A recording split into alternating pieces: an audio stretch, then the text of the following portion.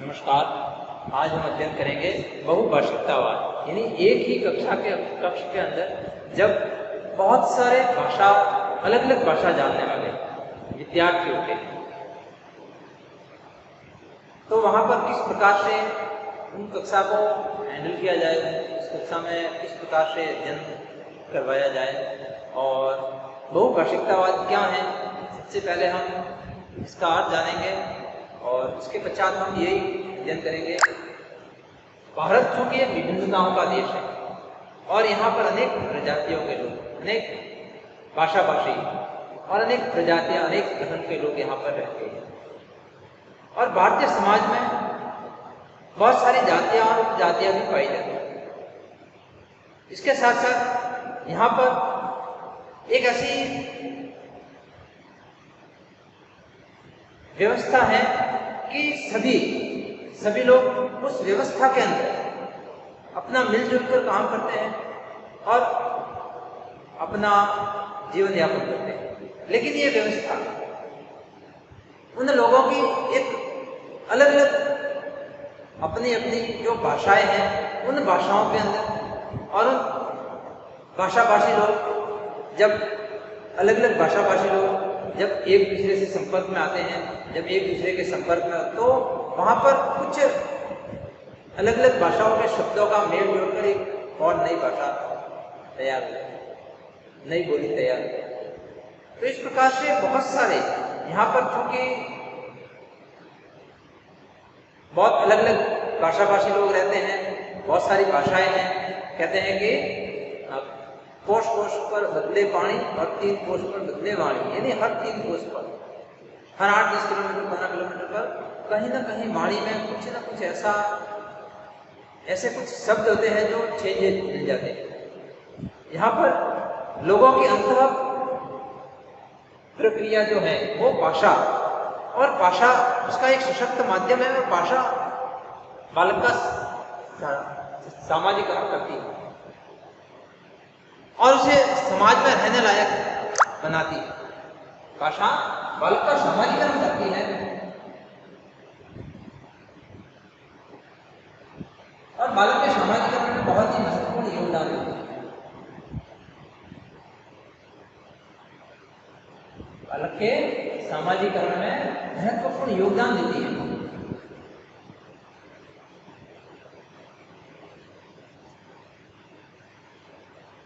बालक के सामाजिकरण में चूंकि भाषा बहुत महत्वपूर्ण योगदान देती है, इसलिए यहाँ पर भाषा को अपने को समझना बहुत आवश्यक है। क्योंकि मानव चिंतन की अभिव्यक्ति भाषा के द्वारा होती है, उसके विचारों की अभिव्यक्ति भाषा के द्वारा होती है और ये उन सभी लोगों को एकता के सूत्र में भी बांधती है जो एक ही भाषा का प्रयोग करते हैं। भारत में चूंकि भाषा के साथ साथ संस्कृति विशेषताओं में भी अंतर देखने को मिलता है। यहाँ पर भाषाभाषी तो बहुत सारे रहते हैं, अलग अलग संस्कृति वाले लोग भी रहते हैं। यहाँ सामाजिक संरचना भी इसी प्रकार की है और यहाँ पर प्राचीन काल से ही अनेक भाषाओं का प्रयोग किया जाता है।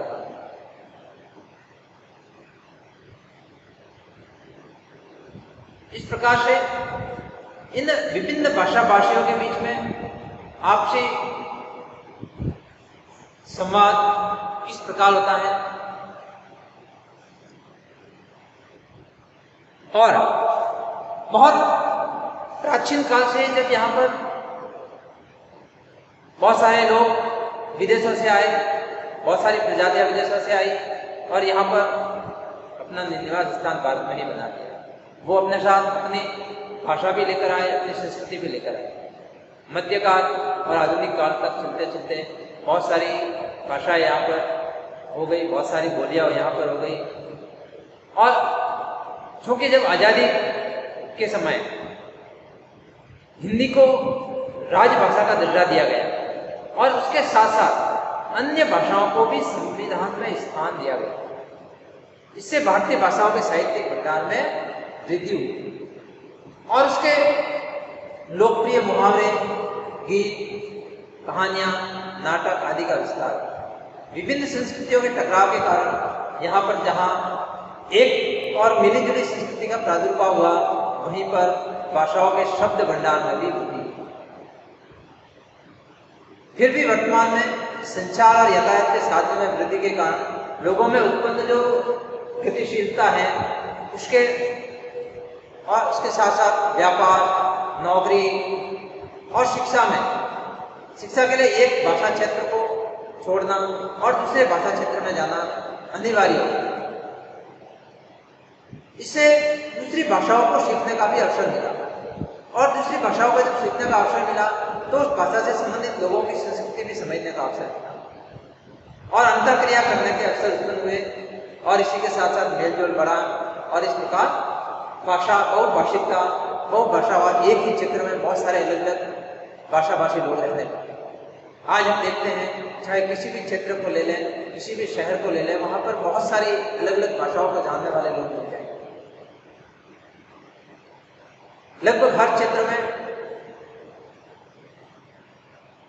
मारवाड़ी भाषा बोलने वाले मिल जाएंगे, हिंदी बोलने वाले मिल जाएंगे, मराठी बोलने वाले मिल जाएंगे, गुजराती बोलने वाले मिल जाएंगे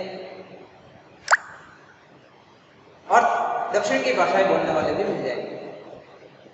तो ये बहुत बहुभाषिकतावाद अलग अलग भाषाओं को लेकर जब वहां पर निवास करते हैं और जब उनके बच्चे जब स्कूल जाते हैं, एक स्कूल में पढ़ते हैं, तो बहुत सारी भाषा के जानने वाले वहां पर बैठते हैं, इस कक्षा में बैठते हैं और भाषा का जो कि परिष्कृत रूप संस्कृति पर आधारित होता है, इसलिए संस्कृति और भाषा का समान प्रेम होता है और इससे व्यक्ति की पहचान होती है। भाषा का चूंकि परिष्कृत रूप क्या होता है, संस्कृति पर आधारित। भाषा का परिष्कृत रूप संस्कृति पर आधारित होता है। भाषा का परिष्कृत रूप संस्कृति पर आधारित होता है और इसीलिए बहुत सारे जो अपनी संस्कृति है उनसे लोग प्रेम करते हैं। भाषाओं के साथ साथ अपनी संस्कृति को भी प्रेम करते हैं और इसी संस्कृति से व्यक्ति की पहचान होती है। संस्कृति से व्यक्ति की पहचान होती है संस्कृति में।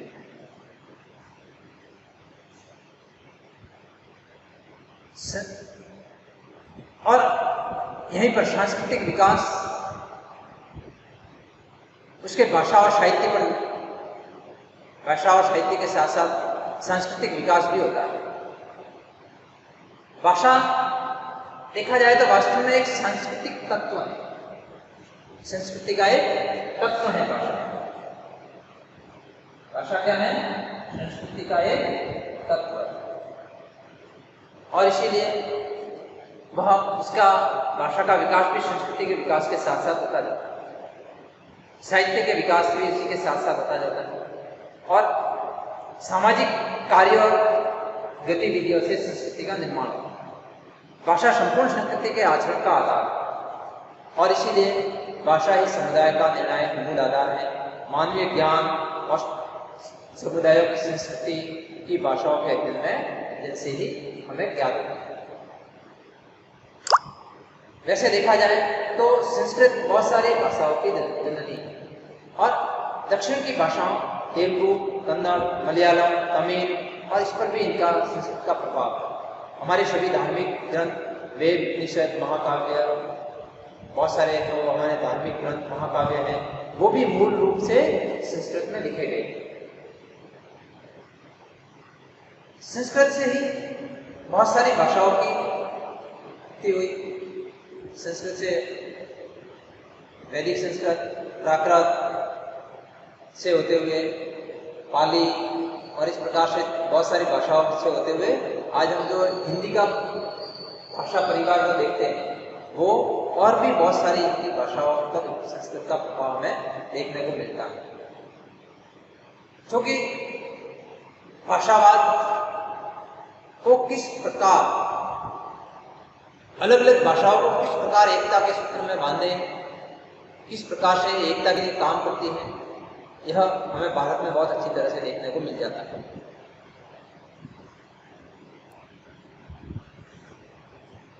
हम अगर बहुभाषावाद को लें तो बहुभाषा युक्ति, हम किस प्रकार से बहुभाषा युक्ति का प्रयोग कर सकते हैं।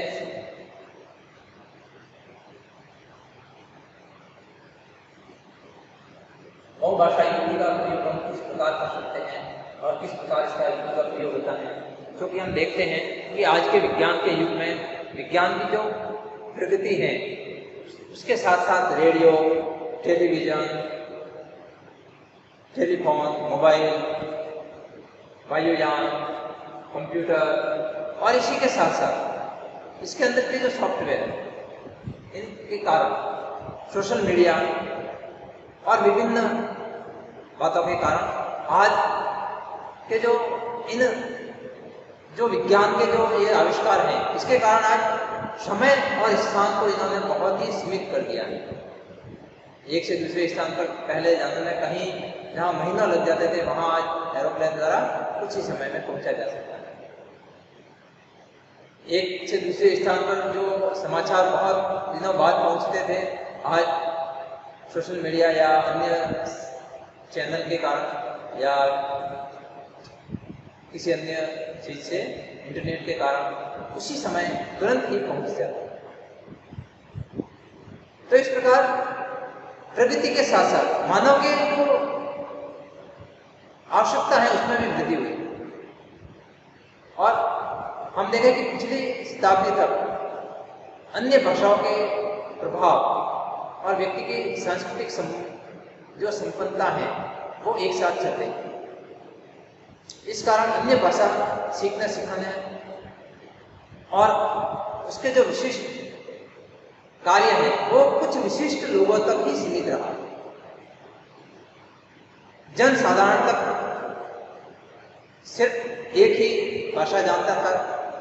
विशिष्ट लोग जो विशिष्ट वर्ग से होते थे वही कुछ अन्य भाषाएं सीखते थे और बाकी अपनी भाषा पर ध्यान देते, अपनी संस्कृति पर, अपनी भाषा पर ध्यान देते। लेकिन आज के अगर शिक्षा जगत में देखें तो बहुत सारी भाषाओं को सीखा जाता है। हर वर्ग में, चाहे वो किसी भी वर्ग से बिलोंग करता हो, बहुत सारी भाषाओं को सीखते हैं और यही बहुभाषावाद है।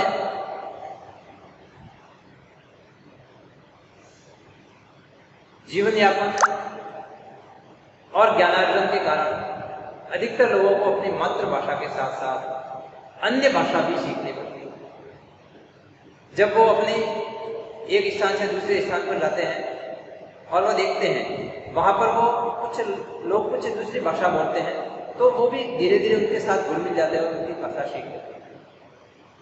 वो चाहे रोजगार के लिए जाए, शिक्षा के लिए जाए, किसी भी अन्य कार्य, तो इसके लिए एक से अन्य भाषा सीखने की बहुत ही आवश्यक हो गया है। और मातृभाषा भाषा से इतर जो भाषाएं हैं वो द्वितीय भाषा कहलाती है। जो हम सीखते हैं वो द्वितीय भाषा कहलाती है और द्वितीय भाषा को व्यक्ति उस भाषा के मातृभाषा या भाषा की संपत्ति आने के कारण सीखता है या शिक्षा के कारण सीखता है।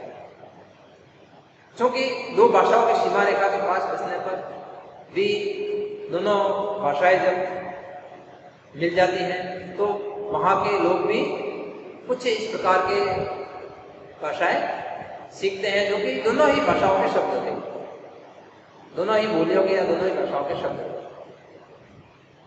और यह संकुचित अर्थ में अगर देखा जाए तो मातृभाषा एक क्षेत्रीय भाषा होती है, बोली होती है। और अगर उस दृष्टि से देखें तो क्षेत्रीय परिनिष्ठता की भाषा जो है वो बोली कही जा सकती है। और द्वितीय भाषा के अंतर्गत हम किसी अन्य भाषा को ले सकते हैं, विदेशी भाषा को ले सकते हैं या कहीं किसी दूसरी राज्य की भाषा या दूसरे बोली को हम ले सकते हैं। क्योंकि भाषा विज्ञान और शिक्षा शास्त्र की दृष्टि से मातृभाषा से इतर को अर्जित की जाने वाली जो भाषा है वो द्वितीय भाषा कहलाती है। मातृभाषा से इतर यानी अलग जो भाषा सीखते हैं वो द्वितीय भाषा कहलाती है। अगर भाषा विज्ञान की दृष्टि से देखें। और एक व्यक्ति बहुत सारे भाषाएं भी सीख सकता है। रोजगार के लिए उसको अलग अलग जगह भी जाना पड़ सकता है, तो वो बहुत सारी भाषाएं भी सीख जाता है। स्कूल में भी वो बहुत सारी भाषाएं सीख जाता है शिक्षा के कारण। तो एक व्यक्ति अधिक भाषाएं भी सीख जाता है, और चाहे तो वो एक ही भाषा सीखे, ये उस व्यक्ति की संस्कृति पर निर्भर करता है। और हिंदी भाषा भाषी छात्र के लिए या अंग्रेजी भाषा भाषी छात्र के लिए या किसी अन्य भाषा वाले छात्र के लिए आज ये आवश्यक हो गया है कि वो दूसरी भाषा भी सीखे, क्योंकि कक्षा में बहुत सारे भाषाओं के विद्यार्थी बैठते हैं, तो वहां पर वो दूसरी भाषाएं भी सीखते हैं। और इसके साथ साथ विदेशी भाषाएं भी आजकल सीखते हैं। अंग्रेजी, फ्रांसीसी, जर्मनी, रशियन, जापानी, बहुत सारी अलग अलग भाषाएं भी आजकल पाठ्यक्रम में, उसके लिए भी पाठ्यक्रम होता है, और अलग वो सीखने के लिए उसके पाठ्यक्रम होते हैं।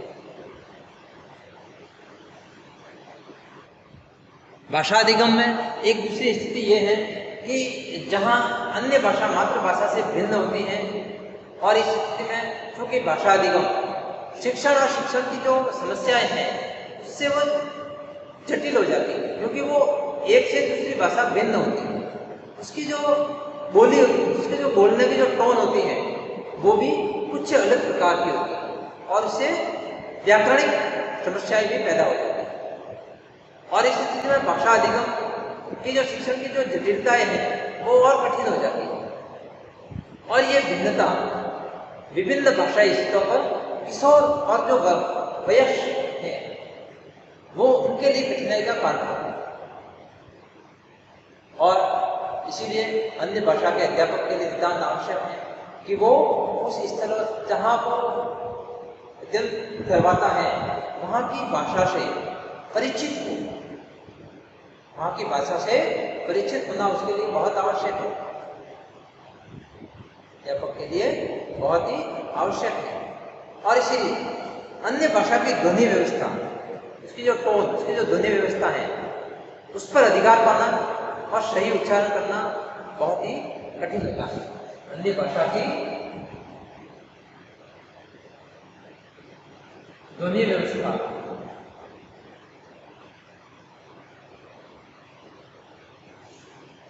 पर अधिकार पाना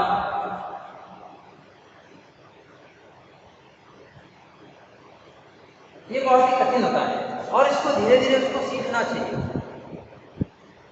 और इसमें कुशलता अर्जित होनी चाहिए, जिससे कि अध्यापक कक्षा में विभिन्न भाषा भाषियों को अपनी अपनी भाषा में वो अध्ययन करवा सके।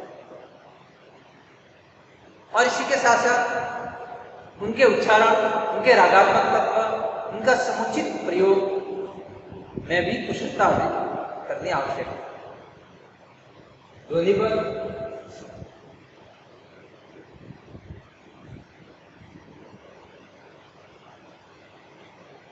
और ध्वनि के साथ साथ उसके जो रागात्मक तत्व हैं उन पर अधिकार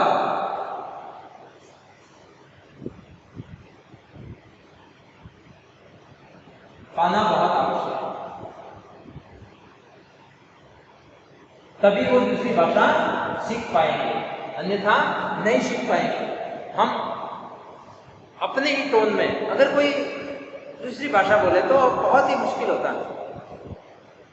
जैसे अगर मारवाड़ी में बोले तो श में अंतर नहीं किया जाता, वो सभी श ही बोलते हैं। इसी प्रकार से गुजराती में कुछ ह को भी ह को ह बोला जाता है, इसी प्रकार से किसी अन्य भाषा में ये सारी जो टोन है वो कुछ अलग प्रकार की होती है।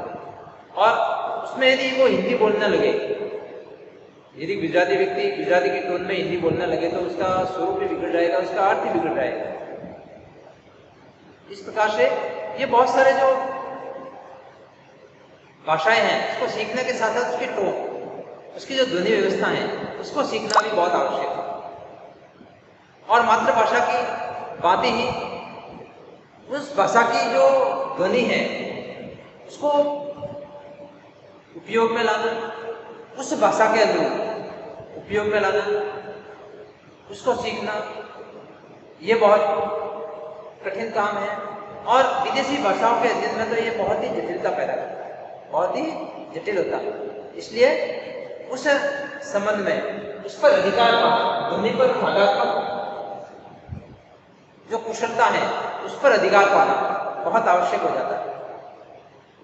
शब्दावली और अर्थ के क्षेत्र में भी अन्य भाषा की कुछ विशेषताएं होती है। शब्दावली और अर्थ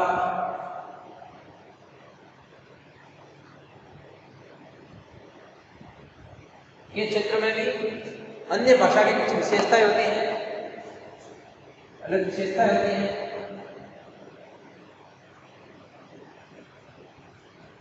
और इसलिए उस विशेषताओं को हासिल करना भी बहुत ही आवश्यक है। मातृभाषा और अन्य भाषा की जो सांस्कृतिक भिन्नता है और अधिगम और शिक्षण की जो अधिगम और शिक्षण है वो भिन्नता उसको प्रभावित करती है, अधिगम को, शिक्षण को प्रभावित करती है, अधिगम को प्रभावित करती है। इसीलिए भिन्न संस्कृतियों के संदर्भ में अगर देखें तो वास्तविक अनुभूति और समुचित भाषाई अभिव्यक्ति का गठन और प्रयोग के लिए प्रयोग करना बहुत ही कठिन काम है, श्रम साध्य है। इसके लिए बहुत ही आवश्यक रूप से सीखना बहुत आवश्यक है। वहाँ की ध्वनि व्यवस्था, उस भाषा की ध्वनि व्यवस्था को सीखना भी बहुत ही आवश्यक है। हम देखते हैं कि जो अलग अलग समानार्थी शब्द हैं उसका अधिगम विशेष में बहुत ही प्रभाव पड़ता है। बहुत सारे जैसे देखिए, जैसे मारवाड़ी और गुजराती लोग पास पास में रहते हैं, उसमें कुछ शब्दों का एक जैसा स्वरूप है, तो वो सीखना तो उनके लिए कठिन काम नहीं होता। लेकिन यदि कोई मारवाड़ी यदि तेलुगु सीखने जाएगा, कन्नड़ सीखने जाएगा, तो बहुत ही कठिनाई होगी। बंगाली सीखने जाएगा तो बहुत कठिनाई होगी। इसलिए उस टोन को, ध्वनि पर भी उसका अधिकार पाना बहुत ही आवश्यक है। और इसी के साथ साथ मातृभाषा और अन्य भाषा की जो भिन्नता है वो भाषा आदि को भी बहुत विभिन्न रूपों में प्रभावित करती है। व्यक्तिरेखी का विश्लेषण सिद्धांत भाषा शिक्षण के भाषा व्यवहार को एक इंगित करने वाला बहुत ही विशिष्ट उपागम है और इस उपागम के समानता और भिन्नता दोनों की ओर ये संकेत करता है। लेकिन शिक्षण के संदर्भ में व्यतिरेक बिंदु बहुत ही महत्वपूर्ण बिंदु हैं और इस पर अधिगम बहुत ही आवश्यक है। थैंक यू, धन्यवाद।